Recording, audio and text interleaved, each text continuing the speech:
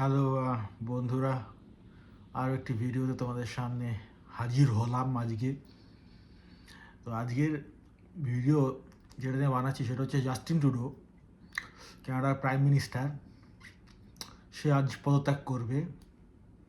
যদিও অফিসিয়ালি কিছু বলা হয়নি, তবে আনঅফিসিয়ালি আমি তোমাদেরকে আগে জানিয়ে রাখলাম, আজকেই জাস্টিন ট্রুডো পদত্যাগ করবে। আজকেই পদত্যাগ করবে। আজকে যদি পদত্যাগ না করে তবে এটা আজকেই করবে পদত্যাগ।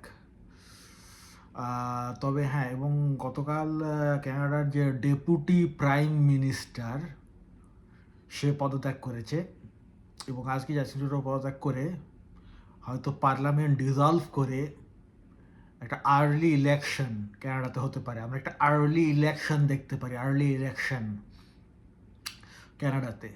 এবং আর্লি ইলেকশনে হয়তো কানাডার যে কনজারভেটিভ পার্টি পিয়ার পলিয়েভ এই ইলেকশনের মাধ্যমে হয়তো কানাডার নতুন প্রাইম মিনিস্টার হতে পারে। কারণ বর্তমানে কানাডার ইকোনমিকে জাস্টিন ট্রুডো অত্যন্ত খারাপ বানিয়ে ফেলেছে। মানুষ খেতে পারছে না। People are eating cats and dogs.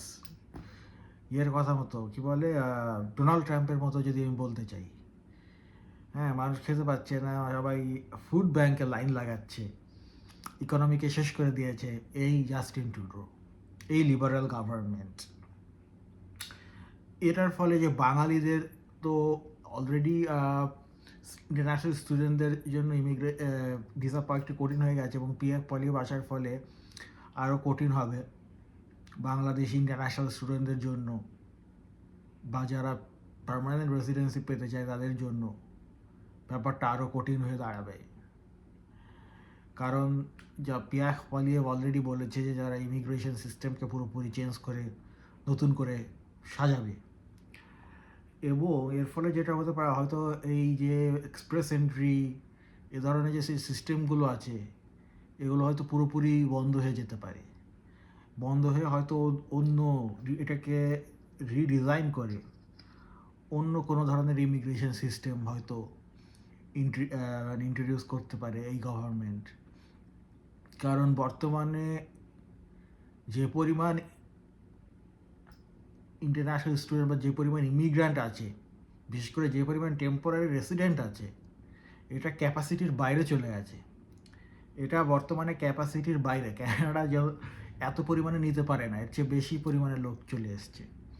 এবং সামনের বছর প্রায় 40 লাখ টেম্পোরারি রেসিডেন্ট যারা বিভিন্ন টেম্পোরারি ভিসা কানাডাতে ছিল তাদের ভিসা এক্সপায়ার হয়ে যাচ্ছে। এখন এই 40 লাখ লোক, এরা সবাই ভলেন্টিয়ারিলি ক্যানাডা ছেড়ে চলে যাবে, এটা এক্সপেক্ট করা তো অত্যন্ত ভুল। কারণ এদের ভিতরে অনেকেই অ্যাসাইলাম ক্লেম করবে। এর ফলে যেটা হবে, এটা হাউজিং এবং অন্যান্য জিনিসের উপর, মেডিকেল এসবের উপরে এক্সট্রা চাপ সৃষ্টি করবে। তো এটার ফলে ইমিগ্রেশনের উপরে আরও বেশি চাপ পড়বে, এবং এটা ক্যানাডিয়ান ইমিগ্রেশনের জন্য অত্যন্ত খারাপ হবে। কারণ নতুন ইমিগ্রেন্ট হয়তো 2-1 বছরের জন্য কমপ্লিটলি নতুন ইমিগ্রেন্ট নেওয়া বন্ধ করেও দিতে পারে। কারণ বর্তমানে ব্যাপারটা একটা খুবই সিরিয়াস পর্যায়ে চলে গেছে, একটা অ্যালার্মিং পর্যায়ে চলে গেছে। এবং প্রেসিডেন্ট ট্রাম্প যে ক্যানাডার ওপরে যে 25% ট্যারিফ আরোপ করার কথা বলেছে, অর্থাৎ ক্যানাডা থেকে ইউনাইটেড স্টেটসে যত প্রোডাক্টস যায় প্রত্যেকটার উপরে 25% বেশি প্রাইস দিতে হবে আমেরিকানদেরকে। এর ফলে আমেরিকাতে প্রাইস বেড়ে যাবে। এখন তোমরা বলতে পারো আমেরিকাতে প্রাইস বেড়ে গেলে ক্যানাডার কি? তখন আমেরিকা যখন প্রাইস বেড়ে যাবে তখন আমেরিকান যে ইয়ারা আছে যারা ইম্পোর্ট করছে তারা আমেরিকাতে ক্যানাডা থেকে ইম্পোর্ট করবে না, আমেরিকার ভেতরেই বানাবে, বা অন্য কোনো থার্ড একটা কান্ট্রি থেকে ইম্পোর্ট করতে পারে। হ্যাঁ, তো এটা আসলে একটা অত্যন্ত চিন্তার বিষয়, এবং এর জন্য আসলে জাস্টিন ট্রুডো দায়ী। জাস্টিন ট্রুডো বর্ডার কন্ট্রোল এইসব ব্যাপার নিয়ে অবশ্যই এটা পলিটিক্যালও হতে পারে।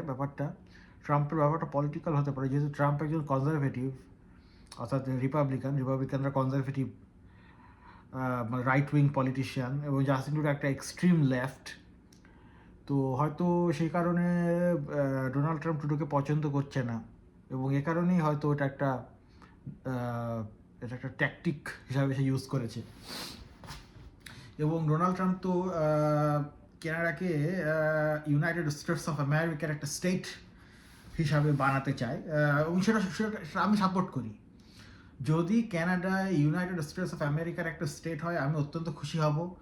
আমি আমি ল্যাংটা হয়ে ল্যাংটা শুধুমাত্র নুনুটা ঢেকে রাখবো কারণ সেটাও ইলিগাল, বা যাই হোক ওটুক ঢেকে রেখে বাদ বাকি পুরো ল্যাংটা হয়ে আমি রাস্তা দিয়ে ঘোরাঘুরি করব, রাস্তায় হাঁটাহাঁটি করবো যদি ডোনাল্ড ট্রাম্প কানাডাকে ইউনাইটেড স্টেটস অফ আমেরিকার একটা স্টেট বানায় এবং কানাডাও যদি যোগ দেয়।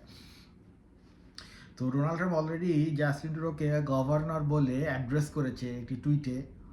হ্যাঁ, তো হ্যাঁ সেটাও অত্যন্ত ইন্টারেস্টিং একটা ব্যাপার। এক সেকেন্ড বন্ধুরা, হ্যাঁ লো ব্যাটারি দিচ্ছে। তো যাই হোক, তো জাস্টিন ট্রুডো এখনও রিজাইন করেনি, তবে খুবই শীঘ্রই।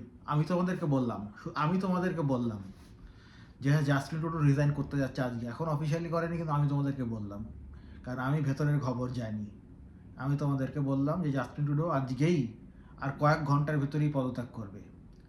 ওকে বন্ধুরা, আজকে এখন সকাল 7:30 বাজে, আমাকে কাজে যেতে হবে।